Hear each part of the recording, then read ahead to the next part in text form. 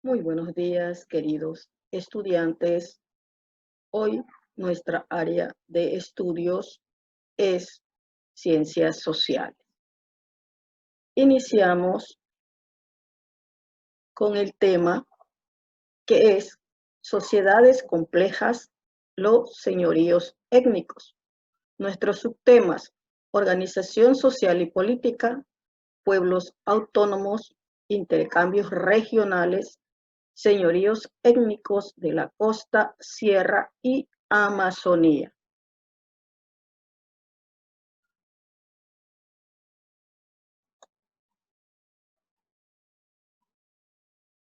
Iniciamos con nuestro periodo de integración. Esta etapa es conocida como periodo de integración y va desde el año 500 al 1532 después de Cristo. En esta etapa, los pueblos pequeños y las aldeas se van integrando para conformar grandes poblados.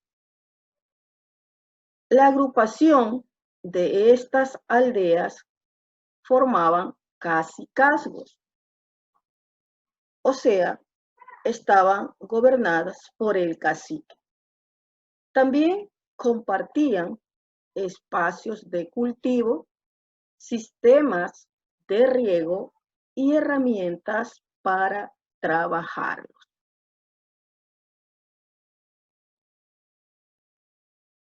¿Cómo era la organización social y política? En primer lugar, la autoridad era el cacique, que vivía en el centro de la aldea. Los agricultores, alfareros, artesanos, etcétera, vivían a su alrededor. En esta etapa se intensificó la producción agrícola.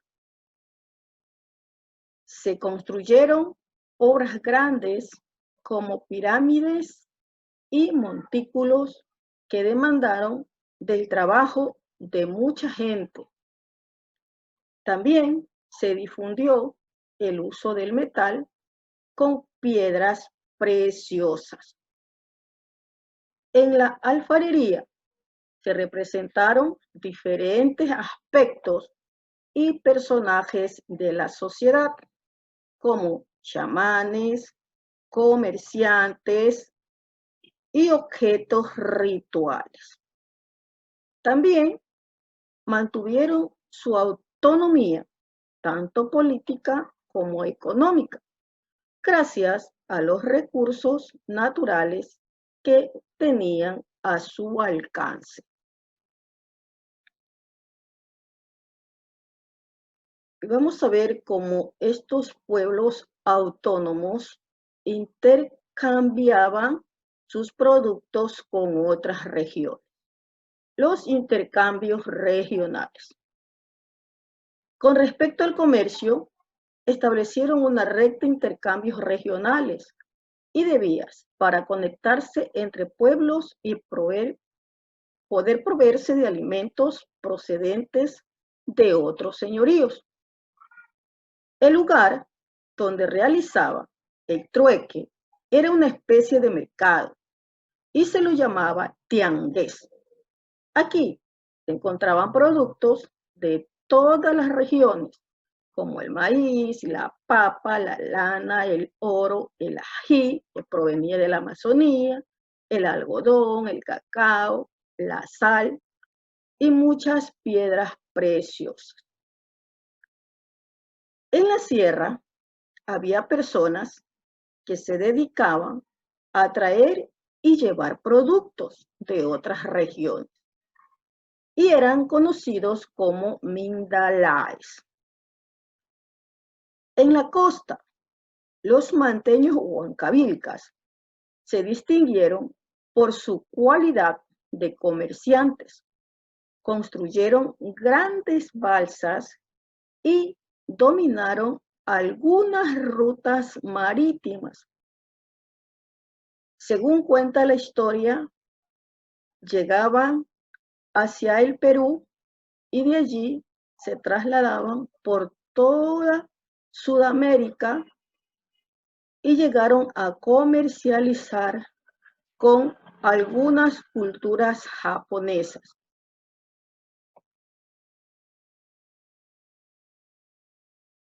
Características generales de los señoríos étnicos por región.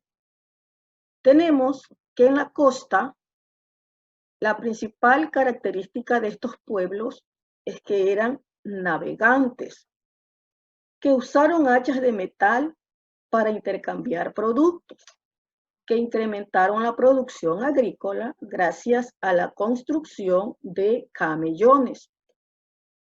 En la sierra, estos señoríos tenían una gran infraestructura para sus labores agrícolas, camellones, terrazas de cultivo y un sistema de irrigación por acequias. En nuestra Amazonía, los pueblos eran guerreros que vivían en aldeas dispersas con un solo cacique y intercambiaron productos como oro, plumas y canela. Tenemos en este mapa visualizado por regiones los señoríos. Tenemos la cultura Milagro Quevedo. Tenemos los manteños Huancavilcas. Tenemos la cultura Atacames, la cultura Bahía y con la Jamacoaque. En la sierra tenemos los Cañaris, tenemos los Puruá, los Panzaleo, los Caranqui y tenemos en la Amazonía los pueblos de la cultura Napo. Y aquí tenemos las culturas de la costa con sus características.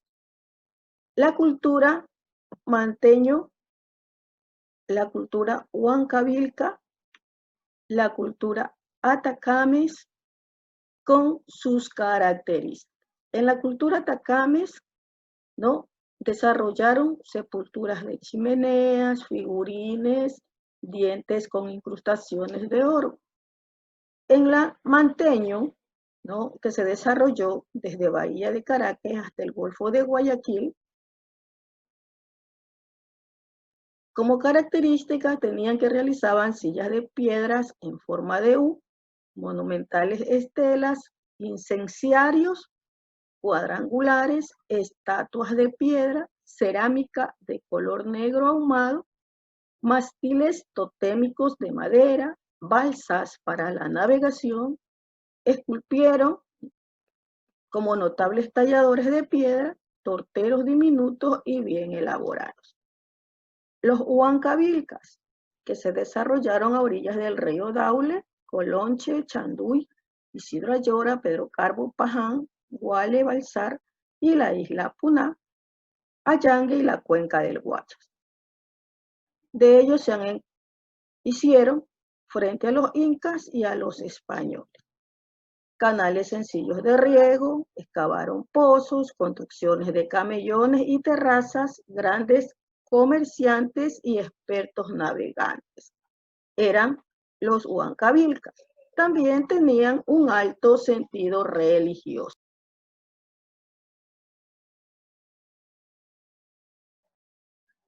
Continuamos con la cultura de la costa y tenemos la cultura Milagro Quevedo o también conocida como las tolas. Esta cultura estaba ubicada en el norte de Quevedo y al sur con la frontera con el Perú. Sus características principales eran que tenía una variada metalurgia, se generalizó el comercio, emplearon hachas, monedas, empleos de armas ofensivas como hachas de cobre y de piedra, lanzas, hordas, espadas de madera y macanas. Como podemos observar aquí, ¿no? Un sinnúmero de artefactos elaborados por esta cultura, la Milagro Quevedo. Ahora tenemos un grupo de culturas de la sierra que se desarrollaron en el periodo de integración. Entre ellas, la cultura Urcuquí, la cultura Panzaleo, la Chaupicruz, la Purua, también en el periodo de la Macají, ¿no? Que es el Proto-Panzaleo I. Esta cultura se ubicó cerca a Riobamba. La cultura Santa Elena, cerca a Ambato. La Chaupicruz, en las provincias de Pichincha, Cotopaxi, Tungurahua. La Panzaleo, también Pichincha, Cotopaxi, Tungurahua. Y la Urcuquí en Imbabura y el norte de la provincia de Pichincha. Características de la Urcuquí: cerámica de excelente cocido, muy livianas, ya con pinturas con líneas paralelas y verticales. Como vemos aquí, este plato apoyado en 3 atlanes. La cultura Panzaleo fabricaban vasijas de cerámica fina, cocida, liviana y porosa. Aquí observamos una vasija zoomórfica porque tiene forma de animal. La Chaupicruz fabricaron una cerámica tosca y de paredes gruesas, engobada de rojo y decoraciones negativas, ollas de asiento plano o trípodes con pies cónicos, cántaros altos y angostos con base anular. La cultura Purua: se han encontrado restos de piedras de moler, vasijas de paredes gruesas sin pintar con decoraciones grabadas, ollas globulares y tipoides con poteras, cántaros grandes, antropomorfos, platos grabados en el interior. Bien, podemos observar aquí una vasija. Ahora tenemos la cultura Santa Elena, ¿no? Ellos tenían una pintura negativa en su cerámica, ollas globulares, platos hemisféricos con tripoides y pies cilíndricos, incisiones reticulares. Son características de las cerámicas de las culturas de la sierra. Finalmente tenemos las culturas del oriente. Tenemos la cultura Napo, diseminada a lo largo del río Napo, desde Limoncocha hasta Nuevo Rocafuerte, incluyendo algunos afluentes como el río Tiputini. La Cotococha, a orillas del río Napo, Nuevo Rocafuerte, Cotococha, Latas y Tiputini. La cultura Pastaza, a la orilla derecha del río Huasaga hasta el Pastaza, cercano a la frontera con el Perú. La Quijos, a orillas del río Quijos o Alto Coca, afluente del río Napo, en la provincia de Napo. Características de la cultura Napo: hicieron construcciones elipsoidales con muros de piedra rodeados la cima de promontorios. También terrazas de grandes dimensiones delimitadas con muros de piedra baja. Tolas con losas en la parte superior y alrededor de su base, urnas funerarias con estatuas de piedra elevada, petroglifos, cántaros y sellos cilíndricos. Tenemos aquí una urna funeraria. La cultura Cotococha: elaboraron cántaros de cuello angosto, jarrones de boca ancha, tazas bajas de base anular. Con el material recogido hicieron estudios de estratigrafía.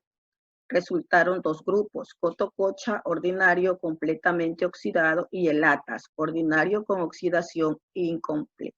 Y vemos una vasija de cuello angosto. La cultura Pastaza, con características similares a las de Napo y Cotococha. Tenemos la cultura Macas, en la provincia de Morona, Santiago, en torno al río Upano, parte del Paute y del Ñamangosa. Elaboraron compoteras de copa hemisférica de pie alto y bajos, tazones hemisféricos, cántaros ovoides, globulares y esféricos. Vasijas de cerámica ordinaria con técnica negativa, bandas rojas, blancas y negras. Esto es todo lo que integraron los pueblos de nuestro Ecuador. Vamos a compartir la guía de actividades para trabajar en la sesión virtual.